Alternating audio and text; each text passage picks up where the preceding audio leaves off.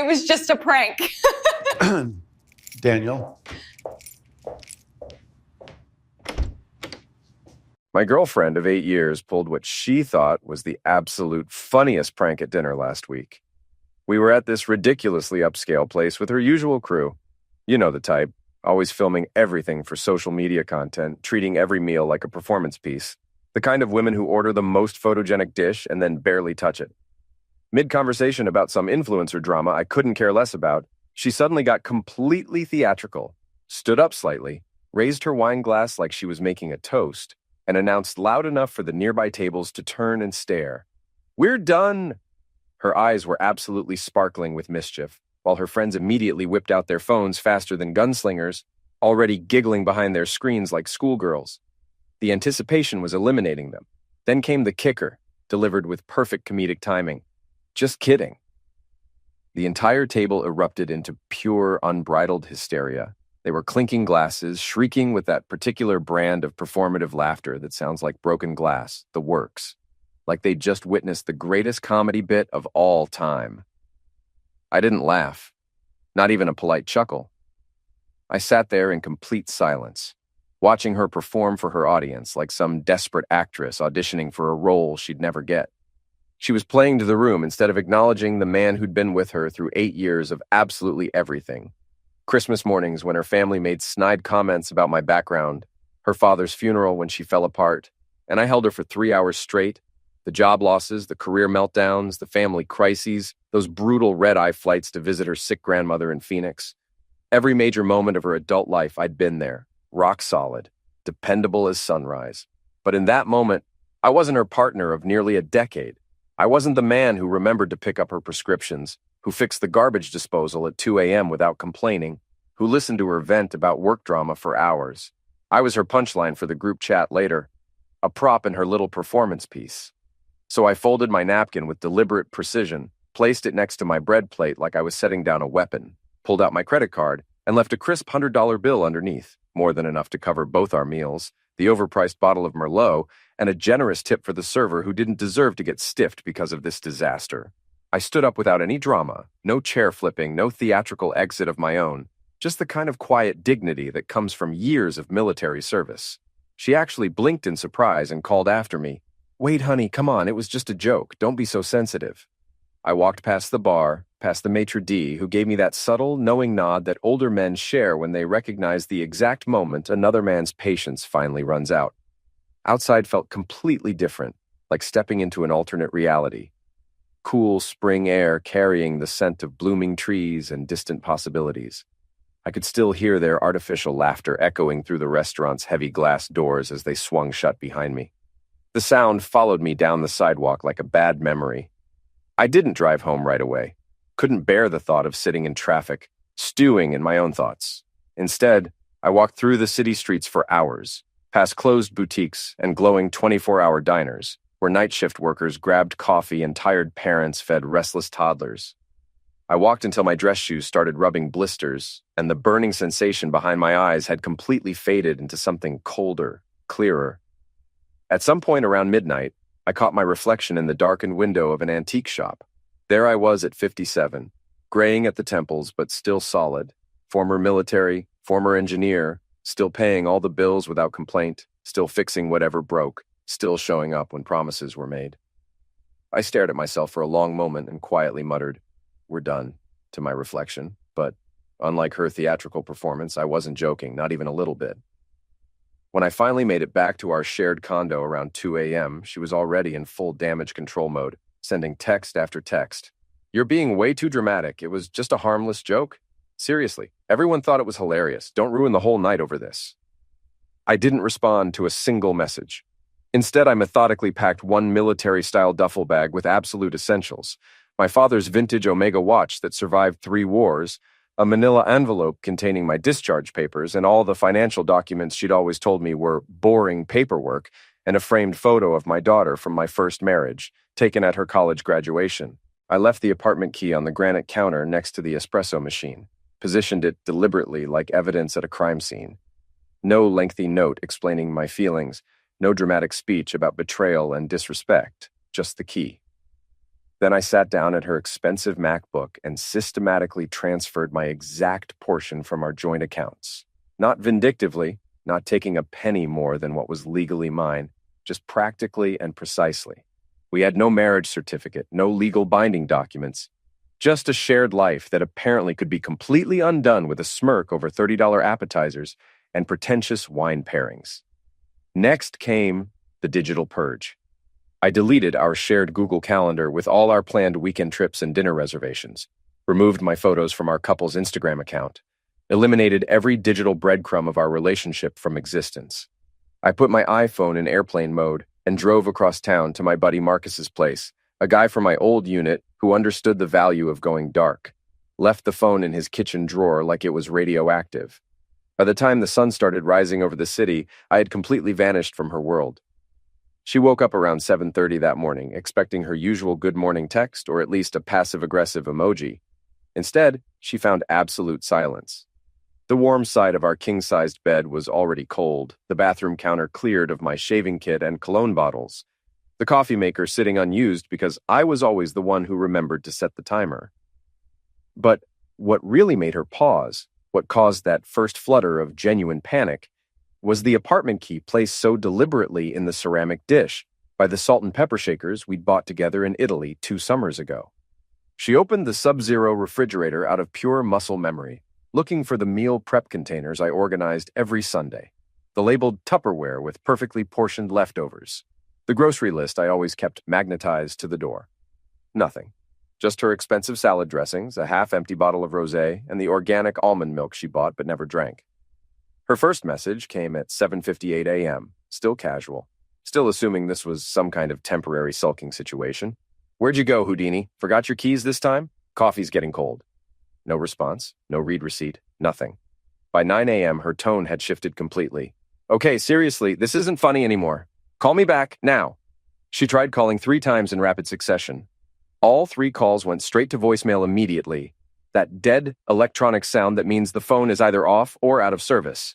She didn't leave any messages because what could she possibly say?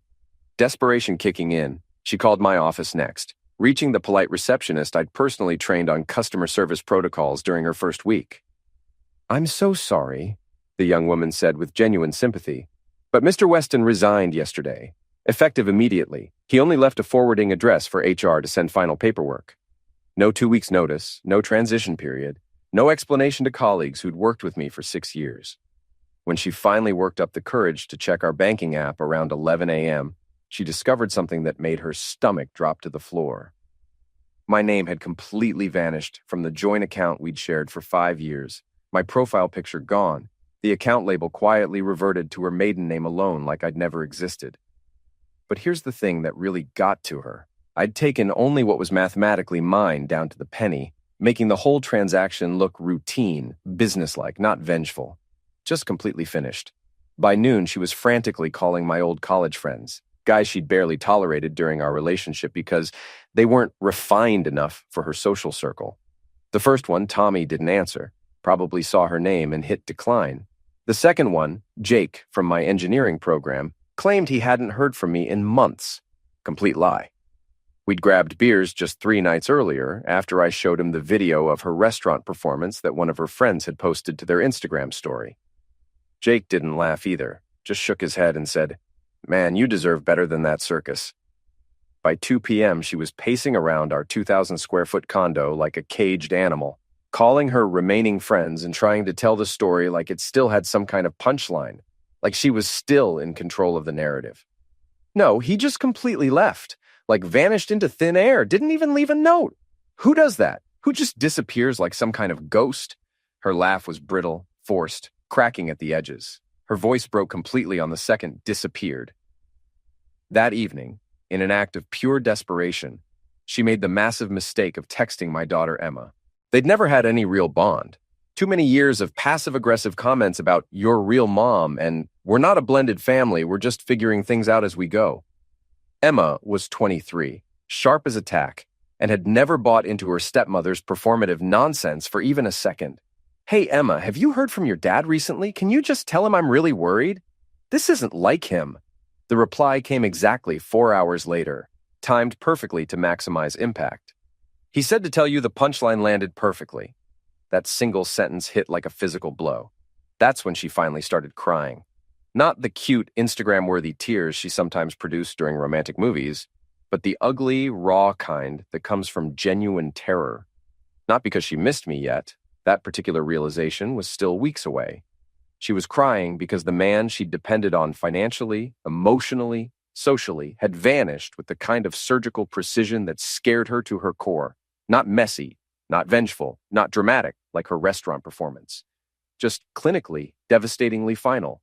She tried calling one more time around midnight, hands shaking as she dialed. This time it didn't even ring once, straight to that automated voice saying the number was no longer in service. For the first time since that disaster of a dinner, she fully understood this wasn't some temporary tantrum or a man storming out to sulk at a hotel for a few days. This was someone who had executed a detailed escape plan she never saw coming. Within a week, her carefully constructed social ecosystem began crumbling like a house of cards in a hurricane.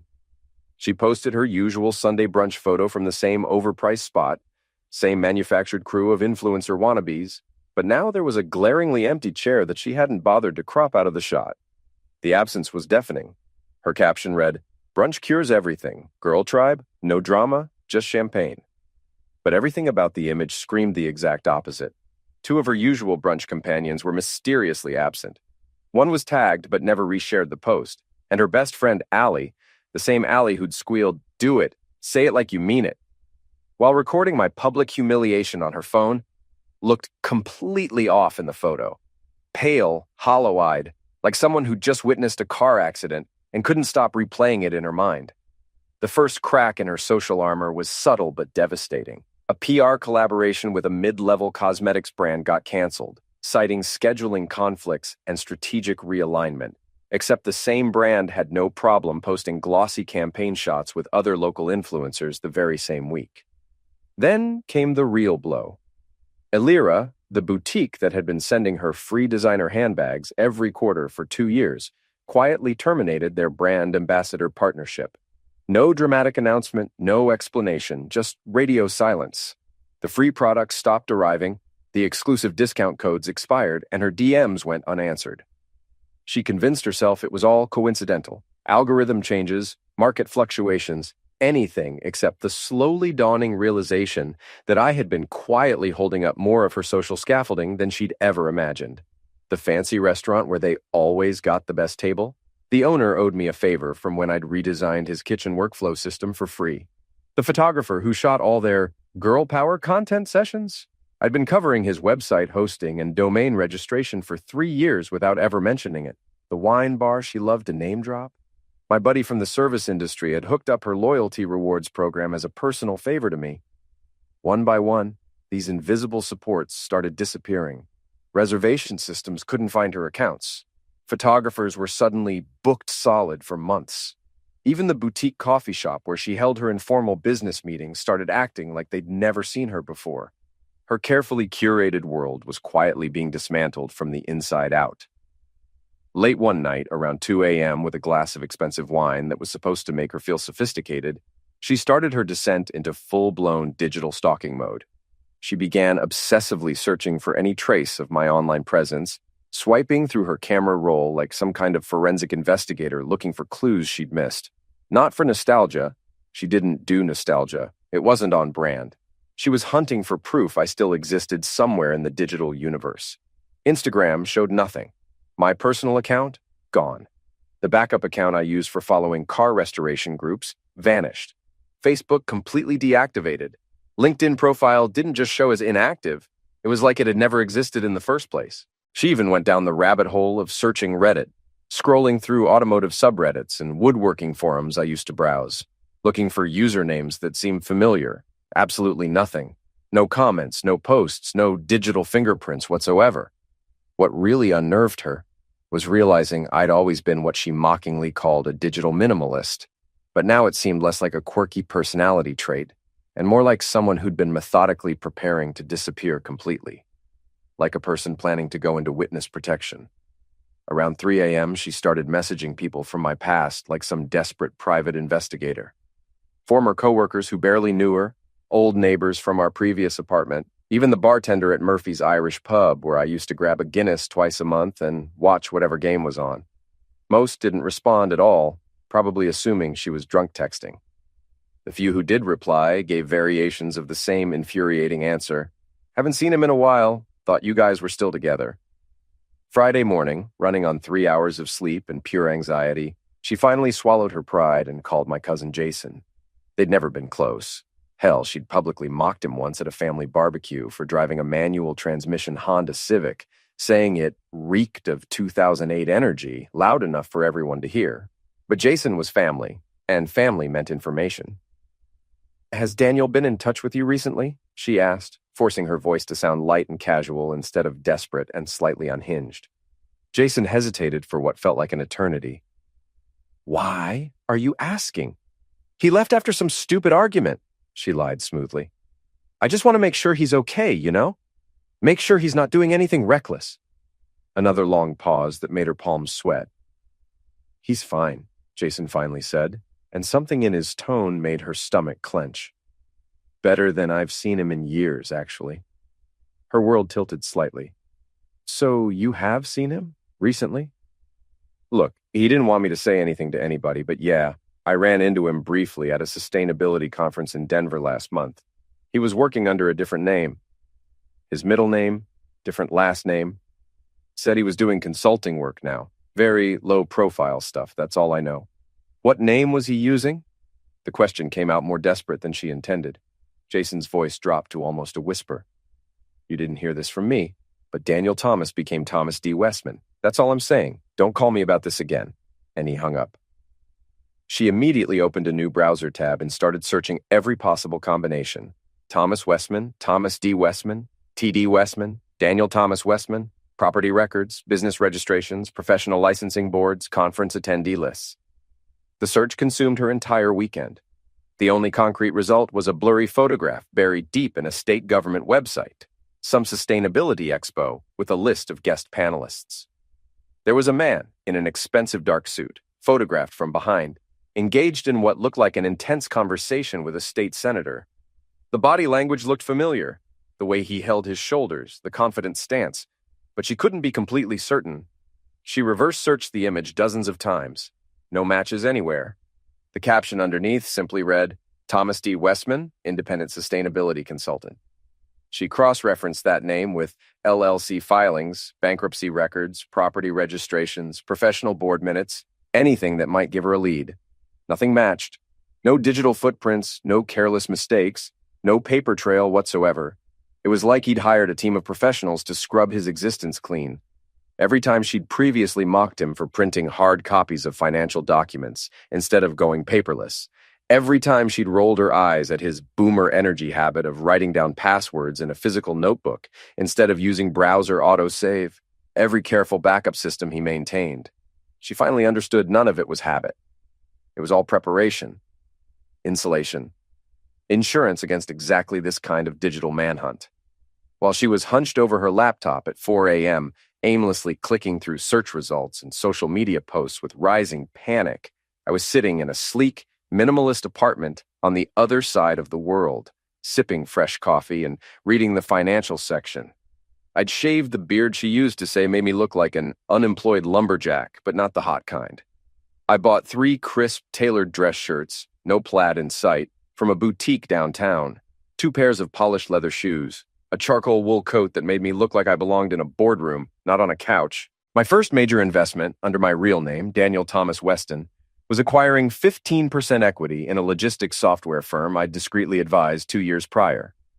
I knew their books, understood their burn rate, and saw how badly the market underestimated them. The capital was clean, quiet, wired, no noise.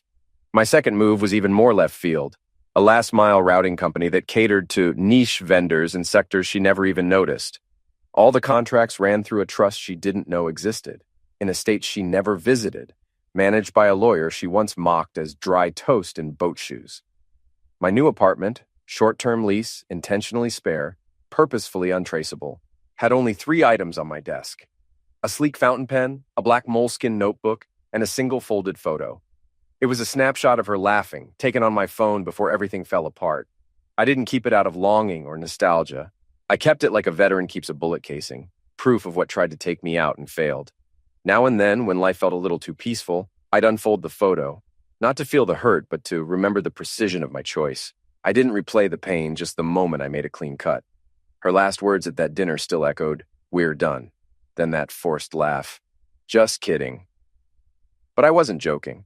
That night became a turning point. The picture reminded me not of love, but of clarity.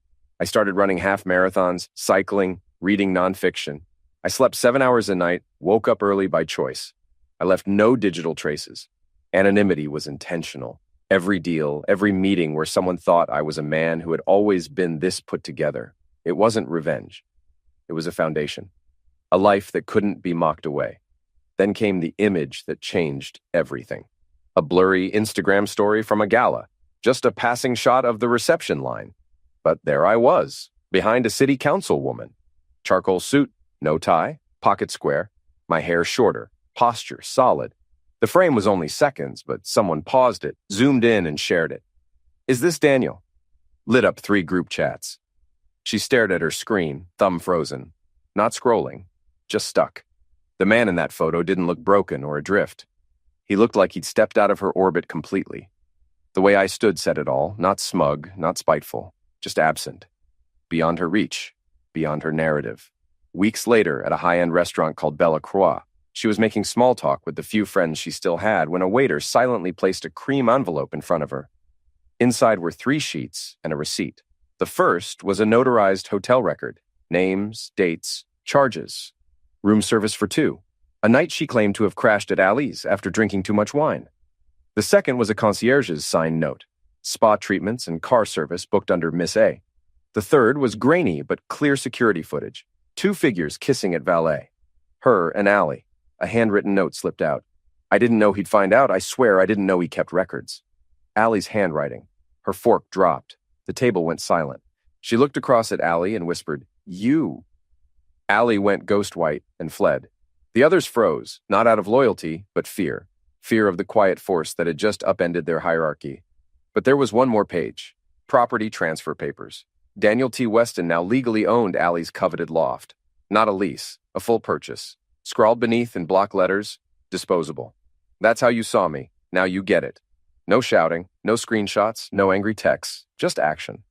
He bought the home right out from under her best friend, guaranteeing a silent 30-day eviction. The message was loud. Written in ink, not outrage. Months later, she saw me again at an art gallery. I was with an elegant older woman, graceful, composed, not arm candy, but an equal. We were laughing genuinely. She couldn't stop herself. "Daniel?" I turned slowly, calm, like I'd rehearsed it. "Why?" she asked, hands flailing. "Why all this? The letter, the deed. Allie, you ruined everything." I looked at her like a surgeon inspecting a healed scar. "Because your laugh told me everything I needed to know." "What does that even mean?" I stepped past her, not harshly, just finished, like she was a room I no longer lived in. Then I paused. "Tell her the lease ends next week." And I walked away without looking back. A week later, Allie moved in with her sister. The building manager handed her a plain folder. "New owner, everything's finalized." Final. I was gone for real, and I hadn't looked back once. The man she assumed would always be there to forgive her next laugh had become someone else entirely. Not just someone who left, but someone who rebuilt everything from the ground up while she danced on the ruins of what they had. And the silence he left behind said more than any fight ever could.